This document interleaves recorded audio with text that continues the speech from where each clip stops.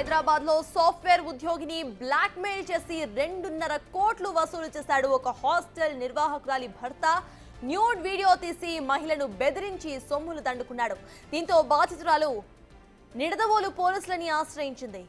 నిందితుడు దేవానాయక్ అలియాస్ మధును ఇటు పోలీసులు అరెస్ట్ చేశారు. నిందితుడి నుండి 1,85,40,000ను రికవరీ చేశారు. తూర్పు గోదావరి జిల్లా నిడదవోలుకు చెందిన మహిళ హైదరాబాద్లోని ఓ సాఫ్ట్వేర్ కంపెనీలో పనిచేస్తోంది.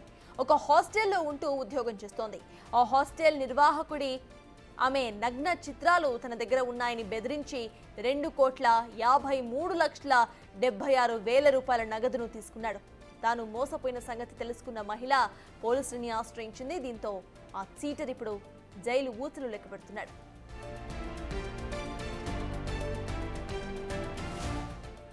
ఇప్పటికే ఇదే అంశంపై పూర్తి డీటెయిల్స్ మా ప్రతినిధి సాగర్ అందిస్తారు. సాగర్, చెప్పండి, అదే హాస్టల్లో ఉన్న హాస్టల్ వార్డెన్ భర్త ఈ అరాచకానికి పాల్పడినట్టు తెలుస్తోంది. అసలు అప్డేట్స్ ఏంటి? పోలీసులు ఏమంటున్నారు ఈ కేసుకి సంబంధించి?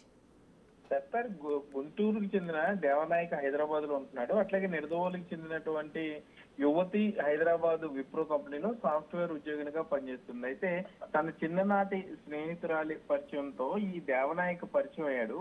పరిచయం అయిన కొన్నాళ్ల తర్వాత దేవనాయక్ ఒక రోల్ ప్లే చేశాడు. ఆ అమ్మాయికి ఫోన్ చేసి, నిడదవోలు ప్రాంతానికి చెందిన అమ్మాయికి వేరే వ్యక్తి కింద ఫోన్ చేసి ఆ అమ్మాయికి సంబంధించినటువంటి న్యూడ్ ఫోటోలు, వీడియోలు తన దగ్గర ఉన్నాయంటూ కూడా బ్లాక్ మెయిల్ చేయడం ప్రారంభించాడు. ఇంట్లో వాళ్ళకి చెప్పుకోలేక ఎవరికి చెప్పాలో తెలియక ఆ నిడదవోలుకి చెందిన యువతే తన ఫ్రెండ్ కే చెప్పింది. ఆ ఫ్రెండ్ మరలా ఎవరైతే బ్లాక్ మెయిల్ చేస్తున్నారో గుంటూరుకి చెందినటువంటి ఈ దేవనాయక్కే చెప్పడం జరిగింది. సో దేవనాయక్ డబుల్ రోల్ ప్లే చేస్తూ ఒక పక్కన అమ్మాయిని బ్లాక్ మెయిల్ చేసేది అతనే, మరో పక్క అమ్మాయికి సహాయం చేస్తున్నట్లు నటించేది అతనే.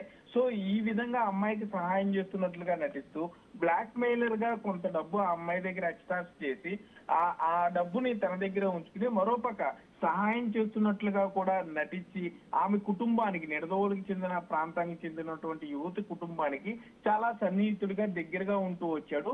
కొన్నాళ్ల తర్వాత నమ్మకంగా ఉంటూ అమ్మాయిని చాలా ప్రమాదం నుండి కాపాడాడు. కాబట్టి అతన్ని నమ్మి ఈ నిడదవోలు యువతికి సంబంధించినటువంటి కుటుంబ సభ్యులు దఫాలుగా సుమారుగా 2.5 కోట్ల రూపాయలను అతనికి బిజినెస్ పెట్టుబడి కింద ఇచ్చారు. ఇచ్చిన తర్వాత అతను ఒక్కసారిగా మొక్కం చాటేయడం, ఆ తర్వాత అసలు ఈ బ్లాక్ మెయిల్ రితనే అన్న విషయాన్ని కూడా వారు గ్రహించారు. వెంటనే నిడదవోలు పోలీసులను ఆశ్రయించడంతో నిడదవోలు పోలీసులు ఛాలెంజింగ్ ఈ కేసు చేసుకున్నారు. మొత్తం సాక్ష్యాధారాలతో సహా మొబైల్ ట్రేసింగ్, అట్లాగే అతను వాడినటువంటి మొబైల్, అమ్మాయిని బ్లాక్ మెయిల్ చేసినటువంటి మొత్తం అన్ని కూడా బేస్ చేసుకుని ఆ దేవనాయక్ ని ఈ రోజు అరెస్ట్ చేశారు. అరెస్ట్ చేసి అతన్ని అంటే ఐపీసీ సెక్షన్ల ప్రకారం 406, 420, 384 రెడ్ విత్ 506 ఐటీ యాక్ట్ కూడా జోడించి అతన్ని మెజిస్ట్రేట్ ముందు హాజరుపరుస్తామని నిడదవోలు పోలీసులు అయితే చెప్పడం జరిగింది. Sartaj. Right, thank you Sagar.